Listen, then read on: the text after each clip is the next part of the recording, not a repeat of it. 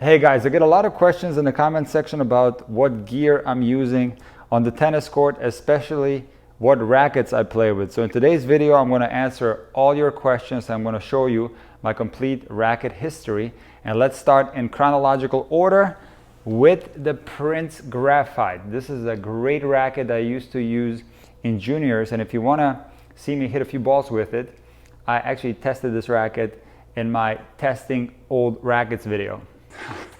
Oh, there's the inside out agassi. Oh, there it is. Ah. Oh.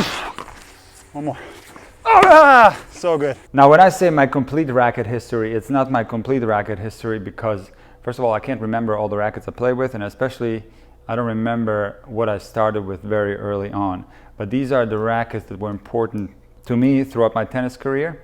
And what happened after the Prince Graphite was the Prince CTS Precision Oversize. And this was a fantastic racket. I remember that this racket had a lot more power than the Prince Graphite, because if you take a look here how the frame is designed, it was kind of a thin on the bottom by the throat, and you can see how the frame widens out and becomes more of a profiled frame towards the top. And I remember that this racket had a lot more power, and I liked it when I switched to it. I started serving bigger, my ground strokes had a lot more power, and this is a great racket. Now there was one more racket in between the Prince Graphite and the Prince Precision. That was the Dane, because I was such a huge Agassi fan. I had to have that orange Dane racket that Agassi was using that supposedly was just the Prince racket repainted. That's what I heard. So that racket was in between these two.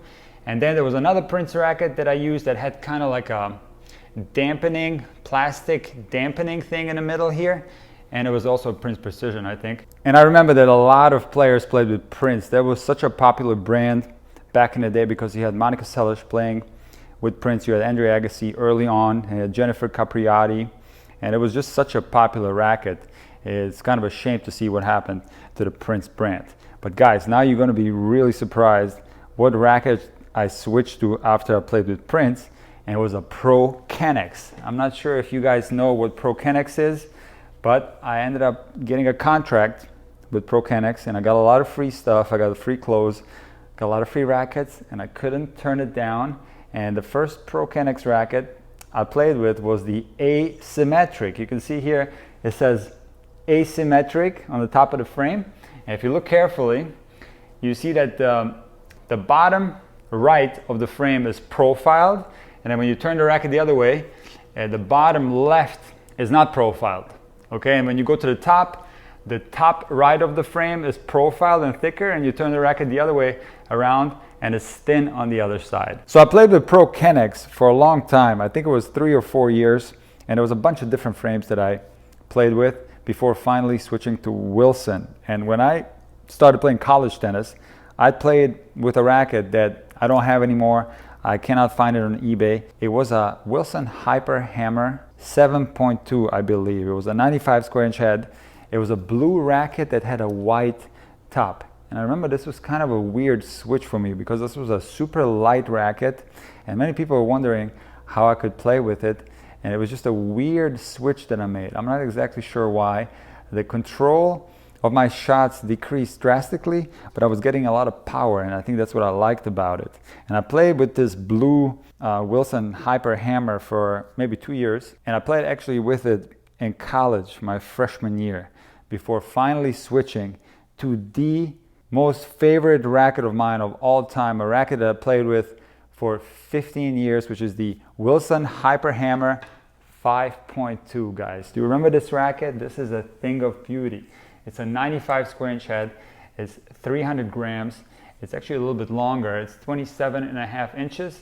And if you guys remember, Justine Henin played with this racket and many other WTA players.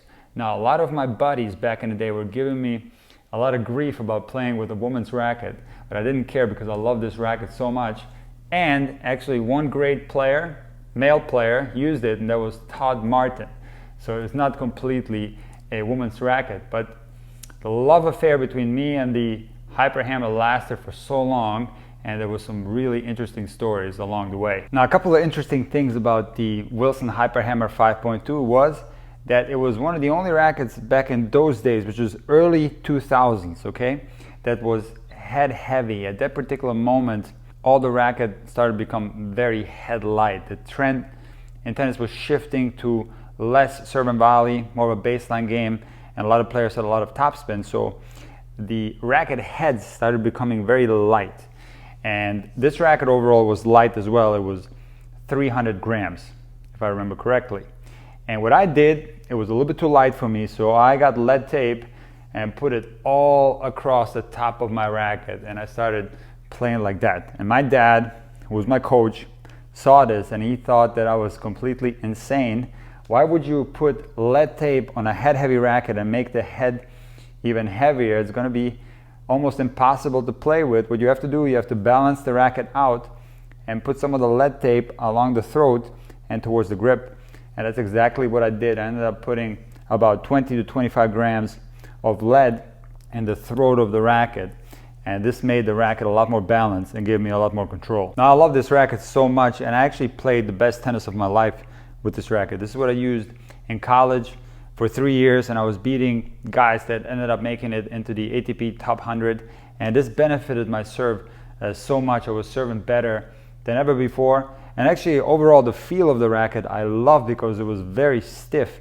And what happens with rackets, as you know, is that every 2 years rackets get discontinued, and this is exactly what happened to this particular racket. And this was my senior year in college, and so people were encouraging me to switch. My coach, Mel Purcell, was trying to get me really bad to play with the Head Prestige. He thought that the Head Prestige would be the perfect racket for me, and that's what I tried. I also tried the Wilson Pro Staff, the Sampras racket. People thought I could play really well with that, but nothing I tried compared to this racket, because the way I weighted the racket with the lead, the unusual head heaviness of this racket made it impossible for me to switch. I got so used to the spec of this racket, I was stuck with it. Now, the only problem was you couldn't get this racket anymore. So when I finished college, I didn't go on to play futures or anything like that. I started teaching right away. And I had about 10 of these rackets left. And then around 2005, Wilson had come out with the N-Code. And there was a particular racket, I don't remember the name. I know it was N-Code. It was green, neon green. I know the Bryan brothers had used it. And I tested this racket, and I fell in love with this racket. I was like, this is a great racket. The hammer is over. I'm going to switch to this thing. I love it. So I ended up selling 9 of these. I kept one just so I can have one left, just in case. But I sold 9 of them. And then I played with the N-Code maybe a week. 1 week or 2 weeks I played with the N-Code. And for the first time in my life, and the only time in over 35 years of playing tennis almost on a daily basis, I started getting unbelievable arm pain from the N-Code. And I gotta tell you, it was so bad, the arm pain, I couldn't even shift gears in my car. And I was like, oh my God, this is from the racket. It can't be anything else. This is horrible. I cannot play with this racket. I'm gonna have to go back to the hammer. And what happened was I had one left, thankfully, and I played with the hammer for 1 day. I was teaching with it for 1 day, and then miraculously my arm pain went away. This racket healed my arm in about 10 hours. So I was convinced that this racket had healing properties, and now I was stuck with it. I was never going to switch from this racket. I was telling everyone this story, how this racket healed my arm in 1 day, and I never had arm pain ever again in my life. And now I had to find these rackets on eBay, and this is when I began buying every single one that I could find, kind of like Jimmy Connors buying the T2000. I was buying every single Hyperhammer 5.2 that I could find on the internet. So guys, I played with the Wilson Hyperhammer 5.2 for 15 years, 1-5.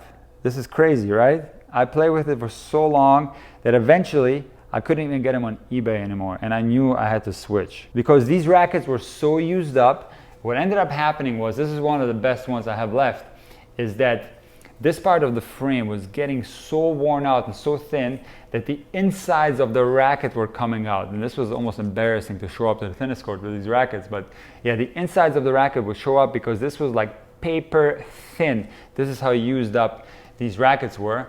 But my problem was, like I told you before, the specs of this racket was so weird, so unusual, that nothing felt good to me until I finally found the Babolat Pure Drive Plus. And I gotta tell you, it took many rackets until I found something that I liked, until this came out. I think it was in 2015.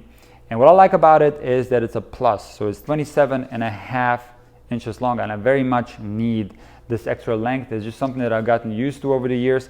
I don't like playing with a 27-inch racket. I get a lot of benefits playing with the longer racket. And another thing that I like about this racket is that it's one of the stiffest rackets on the market, just like the Hyper Hammer is, because the Hyper Hammer actually had carbon. It's actually a hyper carbon hammer. So this is a stiffer frame, and again, a lot of frames are very soft. Like a Head Prestige is very soft. Even some other Wilsons are very soft, like the Wilson Blade.